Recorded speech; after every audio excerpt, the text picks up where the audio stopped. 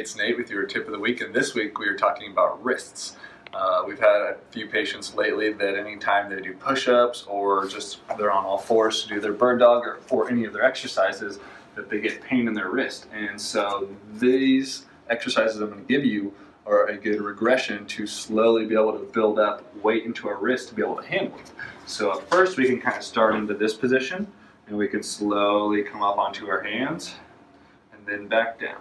The key is to slowly load our weight and to keep most of our weight on our legs before we really load our hands, and we kind of get to our hurts and then we back off. Now what I'm looking for out of loading our hands is I want pressure clear through this whole palm, kind of like a horseshoe.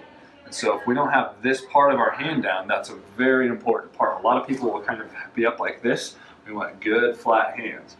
Now if we come up and it starts to hurt here, we kind of hold it. Take a good belly breath in, all the way out, and then back off. And so we just kind of slowly work at it.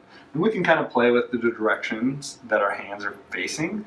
And then eventually, as we get stronger, we can go over top. Some other things that we can do, and we really want to focus on through these exercises, is never letting our shoulder blades stick out, is to really keep our shoulders pushed away. And same thing in this position. If I let my shoulder blades start to stick out like this, that can change what muscles are active through this exercise. And so really keep your chest high and away from your hands. And then as we start to get better, we can load them further. And if we want to slide our hands back, that's going to put more weight through them. And so that's a progression that you might not be able to do right away, but that's what we're going to slowly build towards. We can kind of have our hands this way, this way, and back.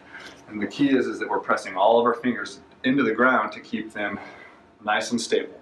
Now if that's too much pain, then we can kind of hold a weight, or it could just be a can of soup. It doesn't really matter. And we can slowly work on these motions, down and back. It really isn't too difficult. We just have to do it to tolerance.